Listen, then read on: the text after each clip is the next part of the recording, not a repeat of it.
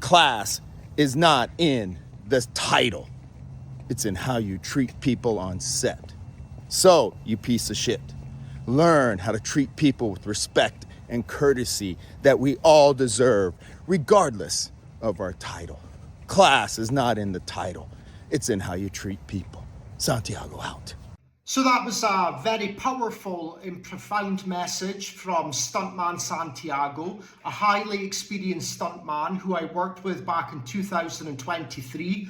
I was the first AD on a low-budget action movie called Primal Games, and he was the stunt choreographer. Now, in this video, what Santiago is very articulately explaining is you should always treat people on set with class.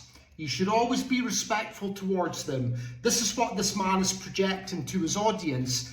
And what he said in other videos is that I was a bully, I was egotistical, I was unprofessional, and I was incompetent. Now, what I'd like to do is, I'm going to read a passage from my book, Lights, Camera, Anarchy. This is a filmmaking memoir that I made after Primal Games had finished filming in 2023.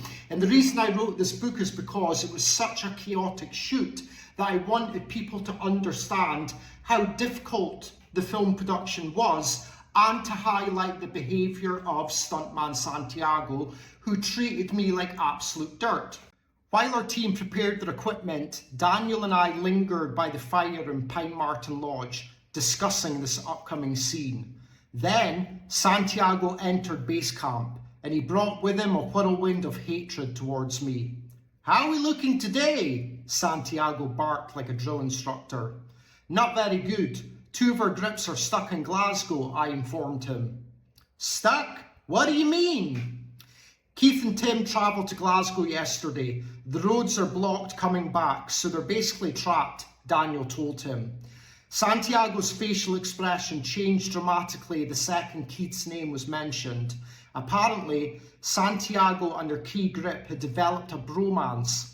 I had noticed them a few days ago, laughing and joking together. "It's no big deal. Keith can do what he wants," Santiago announced. "No, he can't. Keith's the key grip, and we needed him here today," I reminded Santiago. "I'll be speaking to Keith when he returns." "Keith didn't know the roads would be black today." "Yes, he did. We told Keith and Tim yesterday that the government had advised against all road travel, and they still went to Glasgow." Then Santiago snapped at me and spoke in a threatening tone. "Keith's my right-hand man. Nobody speaks to him apart from me." Why was Santiago preventing me from speaking to Keith, I thought. It wasn't my intention to give her key grip a scalding. I just wanted to inform Keith that he should have been here this morning and not to leave location again during a heavy rainstorm. Well, I'm the first AD. It's my job to manage the technical crew and make sure everyone's here, I reminded our delusional stunt choreographer. "No, you're not speaking to Keith. He's far too valuable in this production. As far as I'm concerned, Keith's positioned high up the chain of command." "He's even above you," Santiago responded.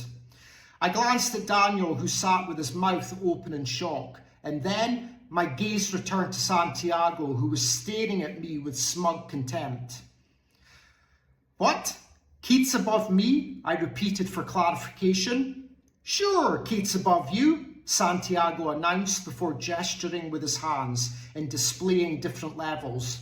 "There's me, and then the producers, then our director, next we have Keith, and then there's you, right below him." Like any other business, film production has a hierarchy system, so everyone knows their position in the team. Since filmmaking began, the first AD has always been positioned above the key grip on any movie set. Rather arrogantly, Santiago was in the process of rewriting the filmmaking handbook to somehow eliminate any authority I had on this movie. "So the key grip's above me on this production?" I uttered in disbelief. "Sure, anybody can do your job," Santiago announced as he doubled down on his character assassination on me. "You're replaceable." Anger coursed through my veins, but I casually cracked a smile. So anybody can do my job. What about that chair? I said, pointing to the piece of furniture. We can just make that chair the first AD and I can go home. Perhaps Santiago finally understood that his words were becoming ridiculous and petulant, and he started to backtrack on his last statement. Well, everybody's replaceable on a movie set, even me, he laughed. I need to get to work, I announced, before walking outside and allowing the icy rain to cool off my surging rage. The story you just heard is in my book Lights, Camera, Anarchy, which is an accurate depiction of what happened during the filming of Primal Games. The question I have for Santiago is, you're saying that I was a bully on set. You're saying that I had no class and I treated the crew with disrespect. You're saying that I was incompetent. You're saying that I was disrespectful. How do you explain what I just read to you? This literally happened. You sat me down in front of the movie's director and told me, and I quote, anybody can do my job and I was replaceable. That is bullying somebody. That is a highly insulting statement to make to somebody in my position. I was the first AD. I was trying my best to do the job that I was allocated to do, and you treated me like dirt. And why did you treat me this way? You and I both know what was happening behind the scenes. You and I both know what happened on shooting day number 4 and why you decided to treat me like absolute trash. You have challenged me to a debate. I look forward to this debate because I will absolutely destroy you.